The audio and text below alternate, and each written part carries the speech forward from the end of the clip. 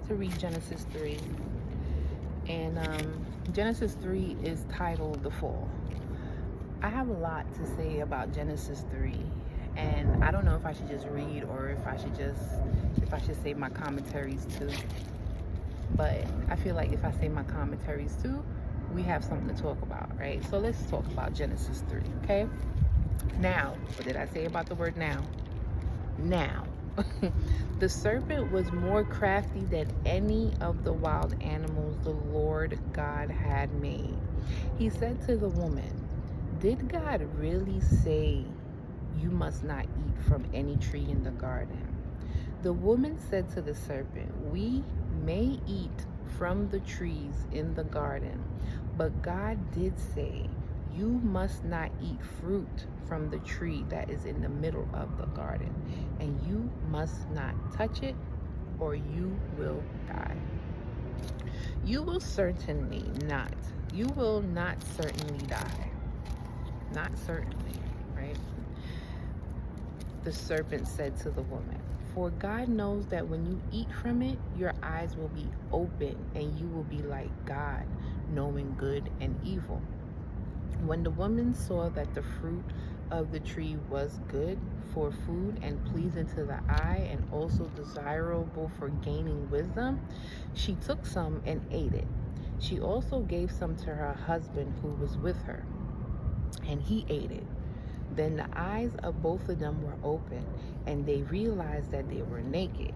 So they sewed fig leaves together and made coverings for themselves.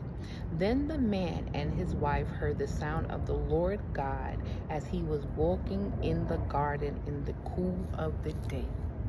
Okay. And they hid from the Lord God among the trees of the garden. But the Lord God called to the man, "Where are you?" He answered, "I heard you in the garden, and I was afraid because I was naked, so I hid." Which, and he said, God, and he said, "Who told you that you were naked? Have you eaten from the tree that I have commanded you not to eat from?" The man said, "The woman you put here with me, she gave me some fruit from the tree, and I ate it." Then the Lord God said to the woman, "What is this you have done?" The woman said, "The serpent deceived me and I ate." So the Lord God said to the serpent, "Because you have done this, cursed are you above all livestock and all wild animals. You will crawl on your belly and you will eat dust all the days of your life. And I will put enmity between you and the woman, and between your offsprings and hers. He will crush your head, and you will strike its heel." To the woman he said, "I will make your pains in childbearing very severe. With painful labor you will give birth to children. Your desires will be for your husband, and he will rule over you." Okay. To Adam he said, "Because you listened to your wife and ate fruit from the tree about which I commanded you, you must not eat from.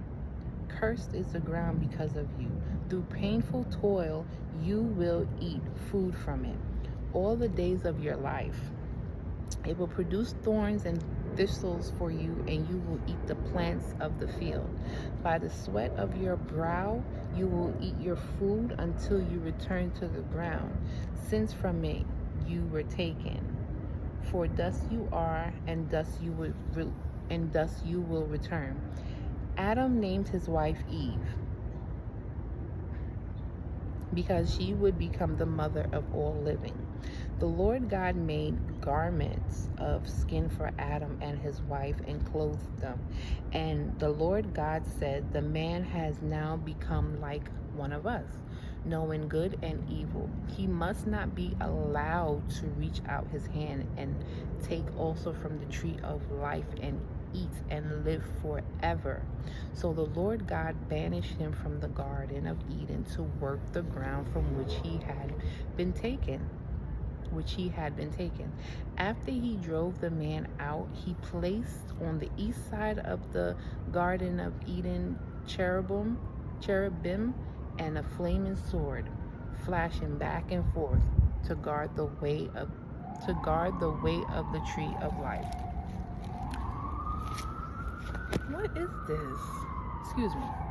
So every time I come out here and start reading my Bible, flies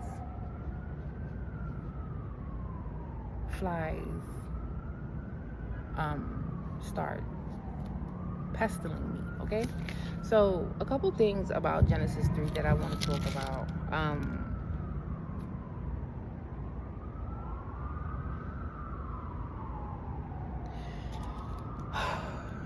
When Eve corrected the serpent, right? What really brought like questions to my head was like when Eve was correcting the serpent.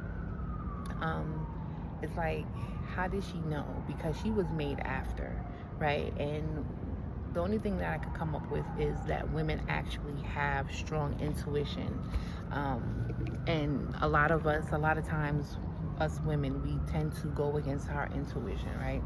So that's one thing that I have noticed since reading Genesis 3. And I read Genesis 3 plenty of times because I'm just looking for something that makes me say, oh, okay.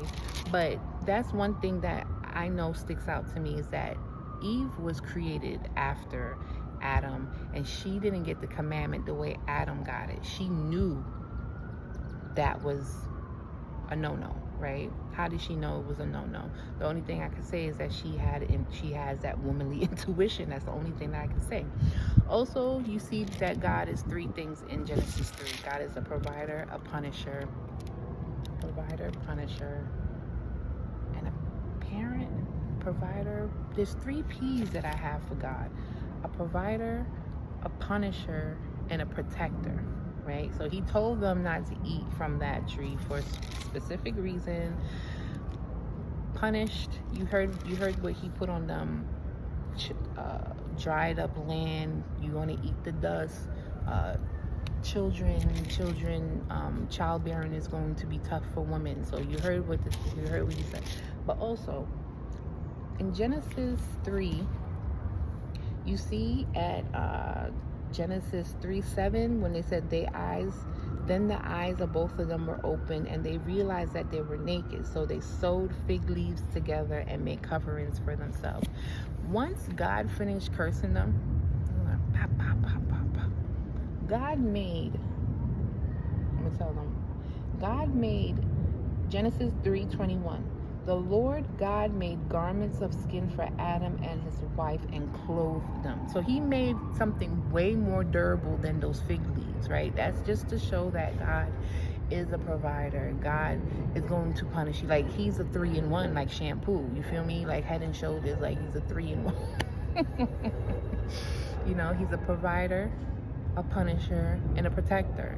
So he's trying to not have to do all of, he's trying to not have to be a punisher, but he done told you what not to do. And he's upset with Adam because Adam didn't listen. Adam listened to his wife, and Adam should have been like, where did you get that fruit, my G? Where did you get that fruit? So those are things that stuck out to me when reading Genesis 3. Genesis 4 coming right up.